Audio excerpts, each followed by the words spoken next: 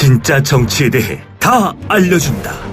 박스트라다무스의 진정. 네, 쏟아지는 소식들 속에서 깊이 있는 분석을 해주시는 유일한 분이죠. 이미 모든 것을 알고 계신 분, 박스트라다무스 박지원 대한신당 의원 연결돼 있습니다. 의원님 안녕하세요. 네, 안녕하세요. 박지원입니다.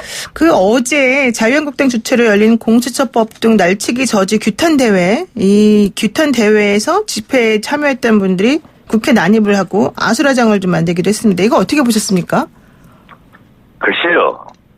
한국당이 국회마저 무법천지를 만드는 걸 보고 네. 저희도 통행을 못했습니다마는 어떻게 그럴 수 있는가 하는 분노를 느꼈고, 더욱이 거기에서 황교안 대표가 우리였다, 승리자다 이렇게 하는 걸 보고 참 한심하다 이런 생각했습니다. 네.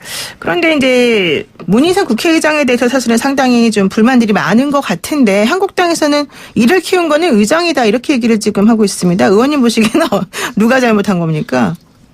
글쎄요. 한국당이 불만을 갖더라도 그러한 식으로 불만을 표출시키는 것은 무법천지를 만들려고 하는 기도이고, 설사 의장이 잘못하셨다고 하더라도 그것은 국회에서 얼마든지 의원들이 따질 문제도 있지만은, 네. 제가 알고 있기로는 문희상 의장이 잘못한 것은 거의 없다 이렇게 생각합니다. 사실 의장 입장에서 보자면은 원내교섭단체 대표 오라 그랬는데 오지도 않고 계속해서 의장을 공격하는 게 좀 불편할 것 같아요. 의장으로서는 당연히 국회를 정상화시켜서 모든 민생 법안은 물론 개혁 법안을 추진해야 되기 때문에, 네. 해야 되기 때문에 여러 가지 조치를 할 수 있는 거죠. 그렇군요.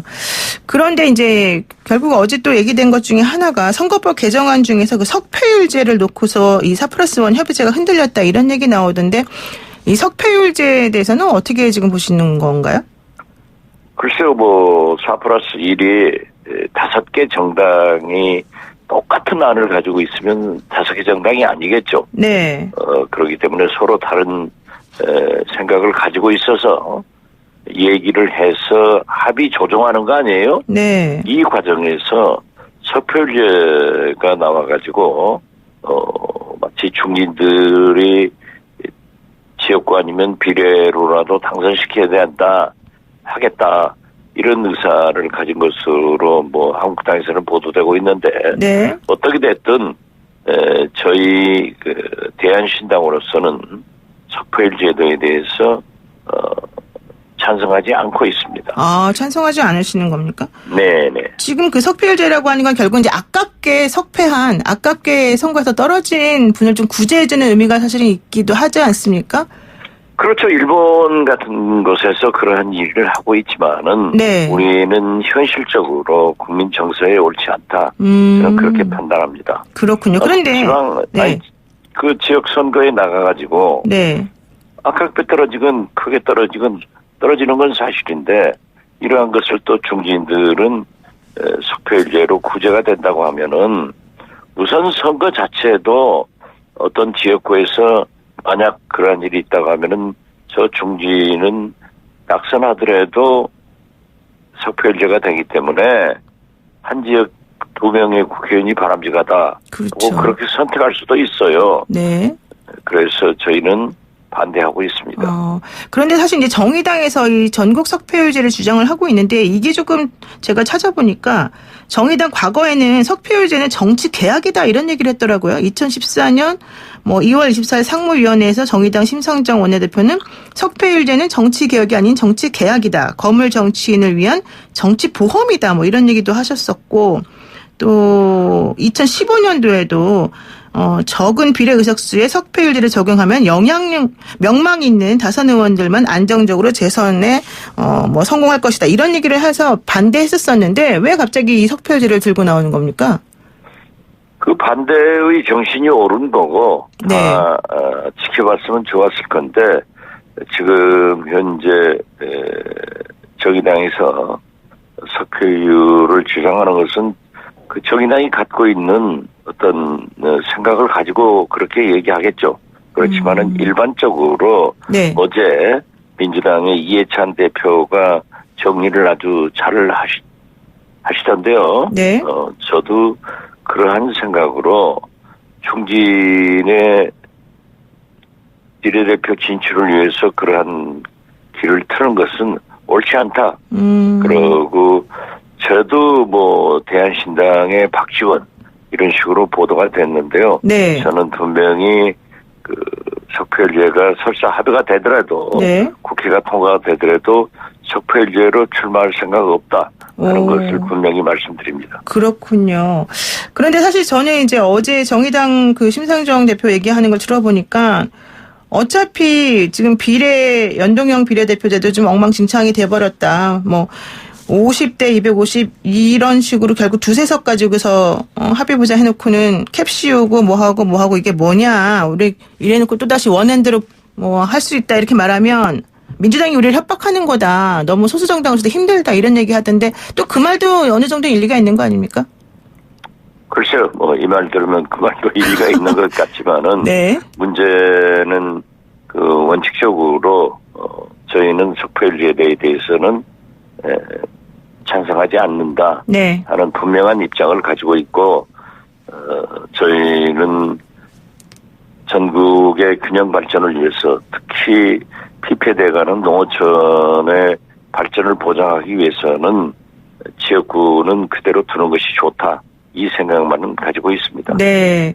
뭐 이제 석패율제는 그렇다고 하고 지금 4+1 협의체 자체가 지금 흔들리고 있는 거 아니냐 이런 얘기 지금 나오고 있는데요. 이렇게 되면 민주당이 저는 흔들린다고까지는 보지 않습니다. 모두에도 제가 말씀드렸지만은 한국당은 대화 자체를 하지 않으려고 나가버렸고 네. 그렇다면 언제까지 국회를 이대로 둘 것인가? 언제까지 끌려다닐 것인가? 언제까지 국정은 마비될 것인가? 네. 그 고충의 결과가 4+1로 나왔단 말이에요. 그래서 그 의원들이 서로의 입장이 있지만은 거기에서 조정을 해보면은 되는 거죠. 네. 그래서 용광로의 멜팅처럼 네. 거기에서 잘 조정돼가지고 단일안이 나오는 것이 정치이고 국회이지 처음부터 똑같은 게 아니에요. 그래서 저는 4+1이 네. 지금 현재 진통 중에 있다라고 하는 표현은 좋지만은 그렇게 잘 되지 않는 것으로 보면은 좀 아닐 것이다 이런 생각 같습니다. 그렇군요. 원래 이런 과정을 다 거치는 거다 이런 그렇죠. 얘기시네요. 예. 네. 어쨌든 뭐 결과적으로는 어제 국회 본회의가 열리지 않았는데요. 그러면 이제 어떻게 해야지 될까요? 앞으로 어떻게 될까요? 그리고 우선 그 4+1에 대해서 민주당이 리더십을 가지고 잘 합의를 이끌어서 단일안으로 될 때 네. 한국당에서도 언제까지 창밖에 있겠어요. 청와대 앞에 있다가 이제 날씨 추우니까 로텐다월까지 국회로 들어온 건 사실인데 네. 국회 창밖에 있단 말이에요.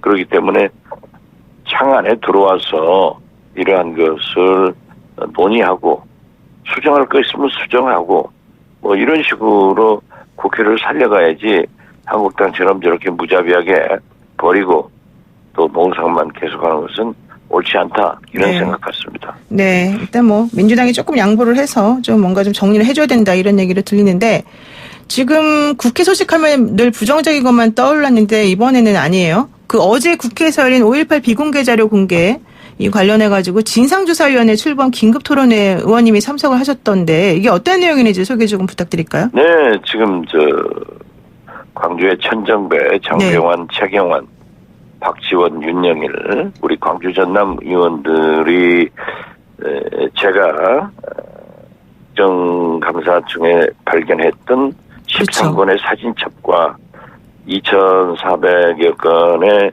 그 문서 목록을 가지고 이제 그러한 자료가 상당히 확보됐습니다. 그렇기 때문에 이제는 진상조사가 가장 필요하다. 즉 김대중 내란 음모 사건만 하더라도 네. 80년 2월부터 네.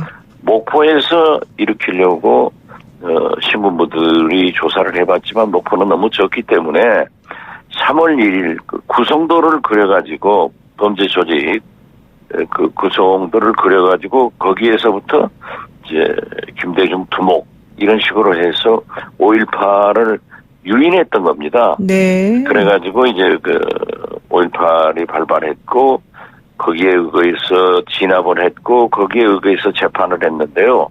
이게 군부들이 사전에 모의해서 조작해서 이루어진 일이다. 이러한 진상조사를 밝힐 수 있는 자료들을 확보했기 때문에 네. 전문가들이 이러한 것을 발표하고 지금 현재도 네 권의 사진첩과 특히 검찰, 국정원에 있는 자료를 제출하지 않기 때문에 이러한 자료를 제출을 촉구해서 국회에서 출발을 시키는 진상조사위원회가 구성되면은 5.18 진상규명이 되지 않을까 이런 것으로 해서 어제 토론회를 가졌습니다. 네, 좀 앞으로 정말 기대가 큽니다. 그리고 이제 네. 마지막 소식 하나만 여쭤볼게요. 지금 스티븐 비건 미국 국무부 대북 특별대표가 어제 기자회견 통해서 대북 메시지를 전달했죠. 빨리 만나자. 나 여기 한국에 와 있다. 남한에 와 있다. 지금 이 얘기인데 북미 간 대화가 성사가 되겠습니까? 이렇게 하면? 글쎄 어제 비건 대표가 파격적으로 내가 여기 와 있다. 만나는 방법은 당신들이 잘 알고 있지 않느냐라고 네. 공개적으로 요청을 했는데도 아직까지 연락이 없는 것으로 보도가 됩니다. 오늘 하루가 더 기다려봐야 되겠지만은 저는 어쩐지 이번에 북한이 비건의 방안 그리고 회담 제의에 대해서 그렇게 좋은 소식이 없지 않을까 하고 불안하게 생각됩니다. 네. 아니 근데 솔직히 북한에서 보자면은 만약에 정말 만날 의사가 있으면은 미리 조금 뭔가 논의를 한 다음에 하겠죠. 이렇게 대뜸 공개적으로 나 와 있으니까 연락해라 이러면은 안 가지 않을까요? 연락을? 그만큼 북미 간의 대화가 없었다는 것을 의미하는 것도 아니에요. 네. 그러니까 사실은 별 기대를 안 하신다 이런 얘기시네요. 있으면 얼마나 좋겠어요. 네. 그러나 옴짝달짝하지 않는 북한이 문제가 되죠. 그러면 이제 이런 상황에서 우리 문재인 대통령, 우리는 어떻게 해야 되는 겁니까? 지금 비건 대표가 문재인 대통령 접견에서 대화를 나누면서 뭐 평화 지속 노력을 당부했다 이런 소식도 전해지던데. 지금 현재 문재인 대통령께서 그러한 평화 메시지를 전달하고 또 북한도 접촉 가능하면 접촉해야 되지만은 저는 특히 중국, 북한, 네. 미국 이러한 외교를 조금 더 강화하면은 특히 중국에서 무슨 협력을 받을 수 있는 안이 나오지 않을까 이런 생각을 가져봅니다. 그리고 또 속보로 오늘 나왔는데 중국하고 러시아가 안보리에서 이 북한 대북 제재를 조금 풀어야 된다 뭐 이런 얘기를 했다는데 이거는 무슨 의미가 있을까요? 글쎄요, 지금 그 철도 교류 네. 사업 또 이러한 것을 풀어가지고 유엔 제재를 풀어서 북한 주민의 생활 개선에 도움이 될 수 있도록 하고 네. 또 해산물도 그렇지만은 특히 그 북한이 해외에 파견되어 있는 노동자들을 네. 좀 출국 조치를 하고 있지 않습니까? 네. 이러한 걸 좀 연장하자라고 하는 것은 중국과 러시아가 했기 때문에 네. 저는 미국과 어떠한 교감하에서 이루어지는 것 아닌가. 그래서 이것도 하나의 경제제재 제스처에 포함되는 건가. 그래서 저는 문재인 대통령께서 이러한 중국 외교도 좀 잘 해봤으면 좋은 면으로 해결되는 거니까요. 네네. 그렇게 봅니다. 예. 아, 미국하고 어떤 교감이 좀 있어서 이런 얘기 나오는 걸 수도 있다 이렇게 좀 보시는군요.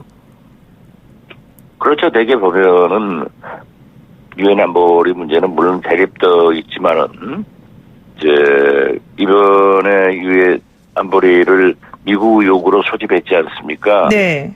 북한의 ICBM 발사 경고를 위해서 네. 그러한 과정에서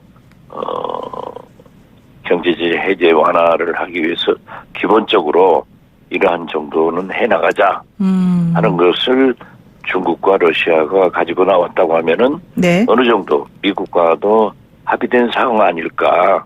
그렇기 때문에 우리 대통령께서 이러한 4강 외교 이러한 것을 좀 적극적으로 나서서 북한을 설득하면은 북미 간의 회담도 잘 진척되지 않을까 이렇게 생각됩니다. 그렇군요. 아, 좀 갑작스럽게 기대가 막 돼버리네요.